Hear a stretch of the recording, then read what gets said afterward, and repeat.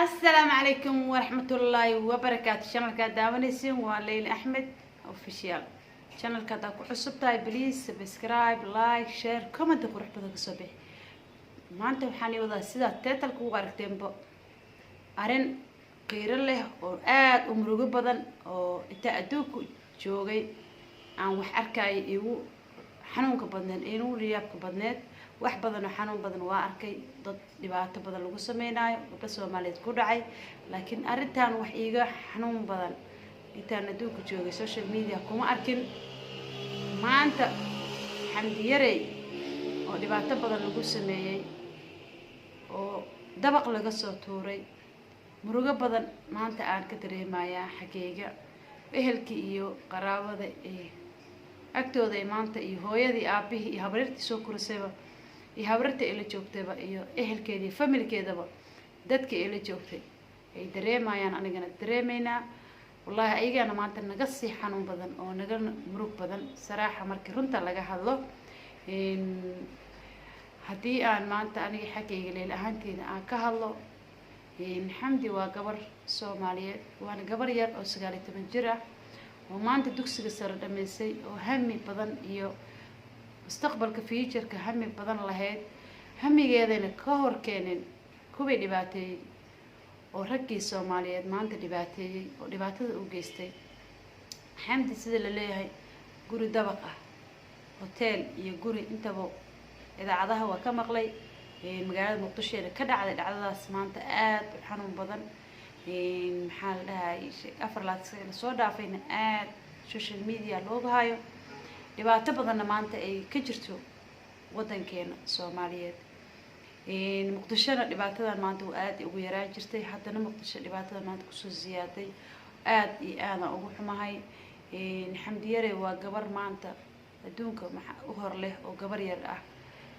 adduunkii ka soo horkeeneen ay dhibaato badan ugu geysteen inta la kufsaday oo la xoogay oo la jir dilay ba dabaqna laga soo tuuray naftina la dhaafiyay alla kuwaas arxan darana oo dhibaato badana oo gabar kulma dhalan miya gabar hooyo kuma dhalan miya oo gabar maanta soo kuma dhaxdo bari waxa laga yaabaa inaad gabar dhashay hadad gabar dhashana gabadhaada ma jeclid in maanta la dhibaateeyo walaasha ina dhibaateeyo ma jeclid rag Soomaaliyeed maxaa ka qaldan waayahan social media sida ugu badanayba waxaan arkayaa Soomaalidii ragii in maanta aad ay gabdhaha dhibaateynayaan waaga hore waxaan maleynayaa dhibaatadooda iyo dibkooda buu iska qarsanaa gabdhaha aad baa loo dhibaateyn jiray social media gabdhaha Soomaaliyeed ku soo bateen iyo wiilashaba iyo sidii adduunka maanta loo hormarayba waxaan arkayaa dhibaato badan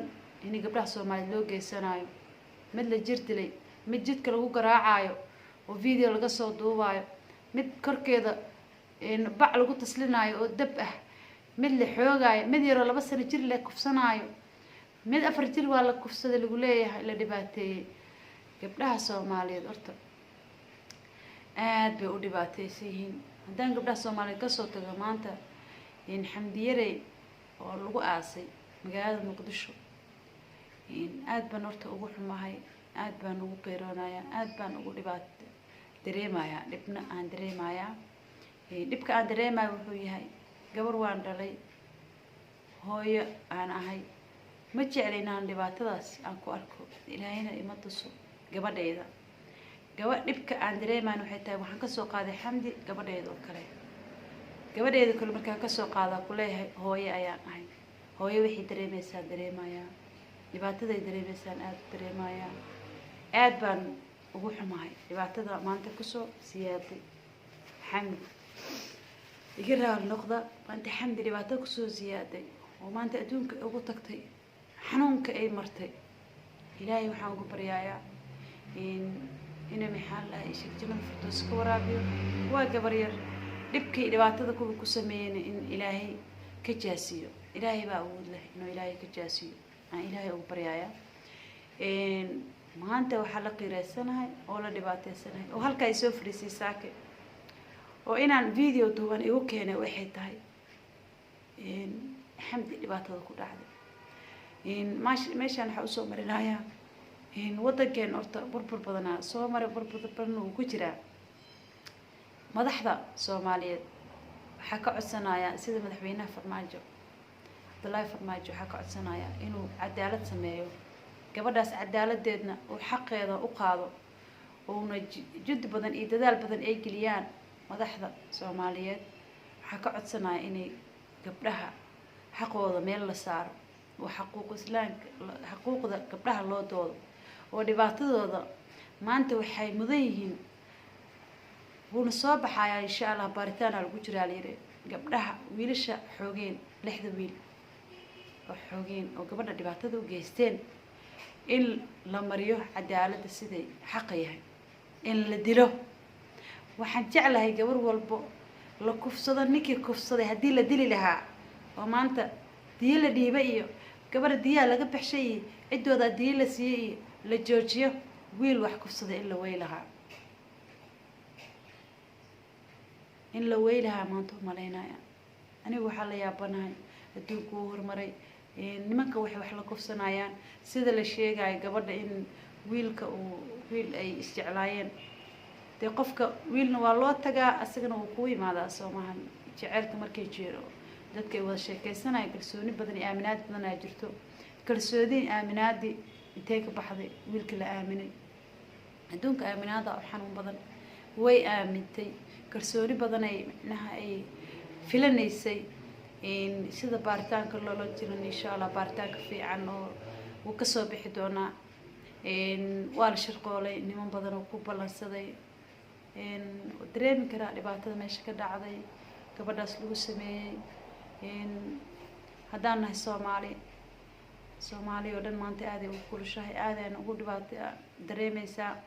ragga Soomaaliyeedna rag baa horta anaga horta aabba baana dhalay, maxaa la dhahay sheeg ragna kama maaragno. ragga waa micnee waxaan ku noolnahay oo maanta aan na garab taagan, oo maanta haddaan dhiman meedkeena qaadayo oo dhinaceena dhulka noo dhigayo oo na dhalay. qaybna way xun tahay, qaybna way fiican tahay. adduunka ilaahay dadka iskuma darin, laakiin raggaas xun waxaan jeclaan lahaa in gabdhaha laga qabto. maanta qiradaas ay soo fariisisay. waxaan jeclahay xamdi inuu xaqeeda ilaahay u soo dhiciyo, xamdi yarey xaqeeda ilaahay u soo dhiciyo. insha Allah ilaahay wuu soo dhicin doonaa. gabdhaha Soomaaliyeed waxaan jeclahay inuu ilaahay dhibaatada ka qaado, meel walba ay joogaan dhibka haysto inuu ilaahay ka qaado. kufsiga dhibaatada loo geysanayo inuu ilaahay ka leexiyo. wax kale oo maanta la sameyn karo malahan. waddankeena cadaalad rasmi ah insha Allah inay ka dhacdan rajeynayaa. asxaabteedu waxaan leeyahay inaad videoga share gareysaan, dad badan siday u arkaan. maxaa la dhahay sheeg xamdin ay ugu soo duceeyaan. ehelkeedina maanta aad ay u murugaysan inay duco badan hawada u mariyaan. xamdi waxay ugu soo duceynayaan inay dadkii saas u dhibaateeyey oo saas xumaatada soo geystay inuu xaqeeda ilaahay ugu soo qaado oo binaanka la soo istaajiyo. sida la sheegay dad badanaa u xiranaa la yiri. insha Allah ayagana ka warsugi doonaa videogan iyo videoga lamidba intaa wada kulmi doona. waxaan leeyahay assalaamu calaykum waraxmatullaahi wabarakaatuh.